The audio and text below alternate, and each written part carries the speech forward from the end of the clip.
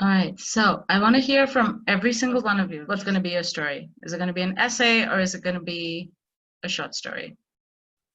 And what happens? Who wants to start? I'm writing a short story about a girl who switches schools and just like tries to find like new friends, Hmm. new social groups because she's leaving behind everything she knows. Who's gonna read the second part? A Nigurun is a wordless song, hummed, not usually played on instruments. I know several, and they stay with their tunes buried somewhere deep inside my chest, left to be resurrected the next time I go to synagogue.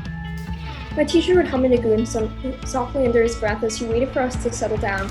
Sometimes he would tap on his desk to create a beat. It always seemed to be loud enough to hear over the chatter of 25 sixth-grade girls moving between desks. A picture is worth 1,000 words, and a Nigurun is worth a million. I think I'm gonna do maybe a short story, and it could be about maybe like if someone's experienced loneliness or isolation and how they can really connect with other people and overcome stuff with other people. It was a Friday afternoon on the baseball field. I would help the kids on the team warm up. I would wield the ball, wheeled and wheeled.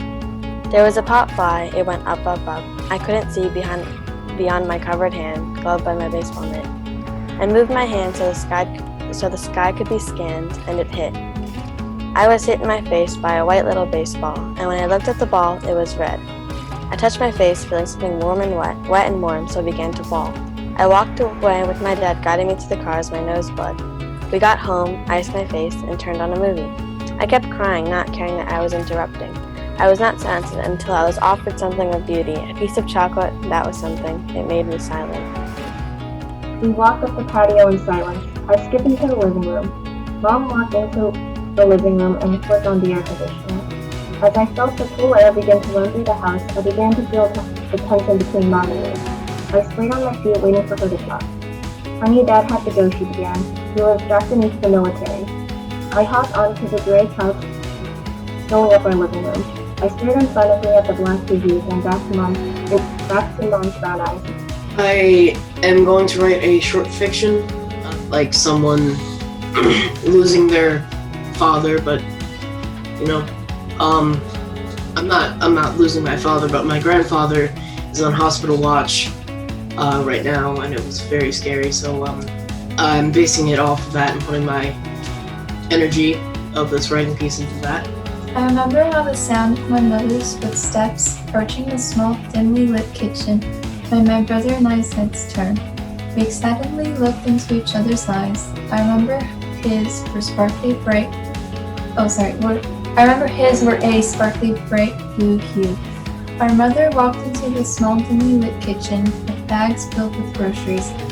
It's mostly about me, like, dealing with all, like, disorders I've had, and, like, all the thoughts I've had, emotions, and basically it's just like a story of what I felt.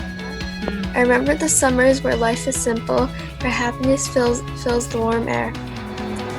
Ice cream on a hot day, iced tea when I'm thirsty, the sweet flavors fill my mouth. They taste like summer to me. Grilled dinners and sweet desserts, homemade ices melting on my hands, chasing the ice cream truck down the road with a smile on my face. They taste like summer to me. If we don't, this has been great, and I'm very excited to read your stories.